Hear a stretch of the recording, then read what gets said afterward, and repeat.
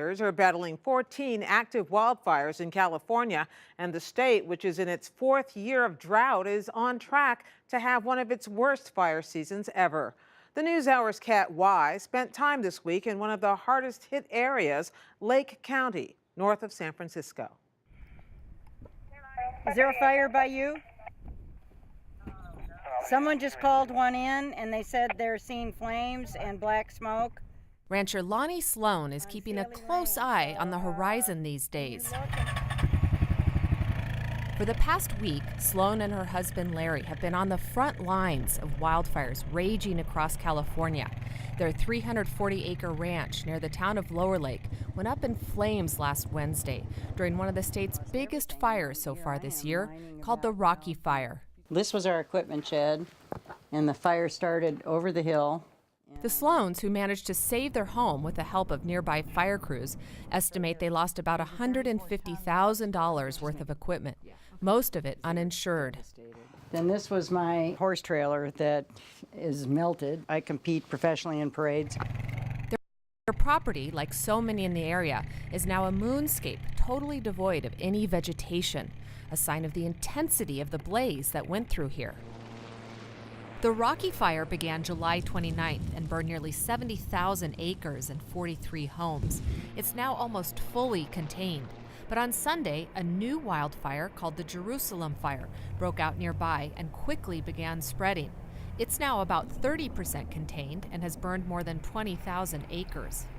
The fires are burning in hilly terrain with heavy brush known as chaparral. High temperatures, unpredictable winds, and extremely dry conditions in the area have been a bad mix for firefighters. We've seen some pretty dramatic fire behavior. Captain Steve Kaufman is a firefighter and public information officer from Ventura County who's been assisting on the ground for the last 2 weeks. Because the fuels are bone dry and there's no moisture whatsoever in most of our fuels, it's like they're explosive. It's almost like they all catch fire at once. I've been a firefighter for almost 20 years. I've heard 30-year firefighters and 40-year firefighters say they've never seen this kind of fire behavior in their career. California, like many states throughout the West, is no stranger to wildfires. But the ongoing drought is creating conditions that fire crews are having a tough time managing with their standard tools. Fires are burning intense, so intense that they're going beyond the capabilities of the models. Jeff Shelton is a fire behavior specialist.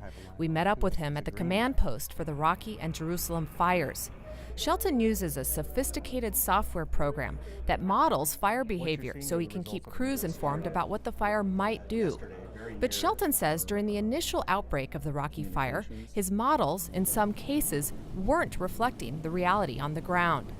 So this is the perimeter on July 31st, and what were the models telling you? The models were telling me there was a chance in 7 days that it would get to these zones.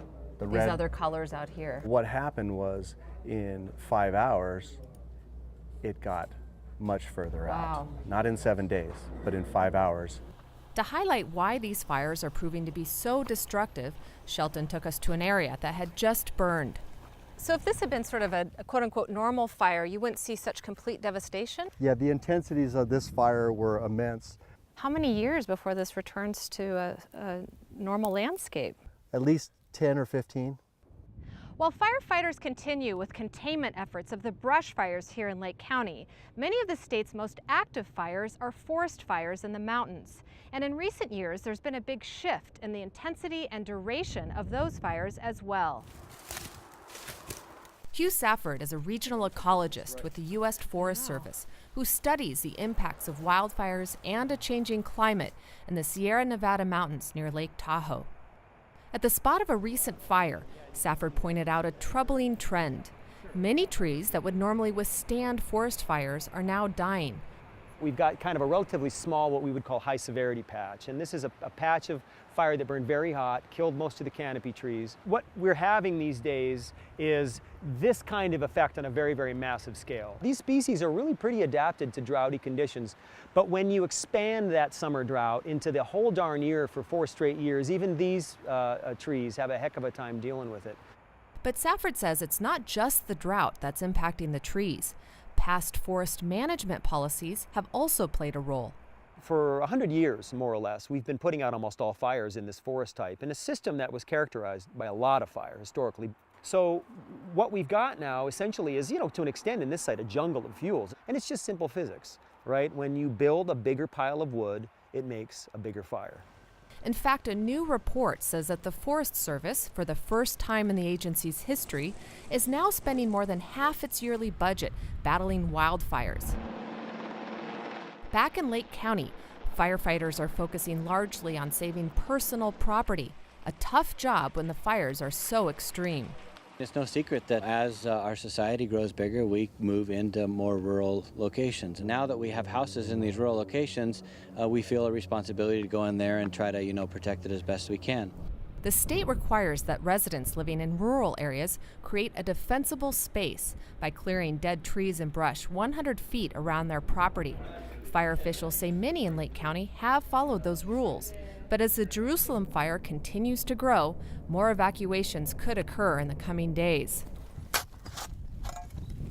Lonnie and Larry Sloan, who have lived on the same plot of land for 40 years, are planning to stay, even if a new fire approaches. For now, their main task is ensuring all the smoldering stumps on their property won't catch fire again. For the PBS NewsHour, I'm Kat Wise in Lake County, California.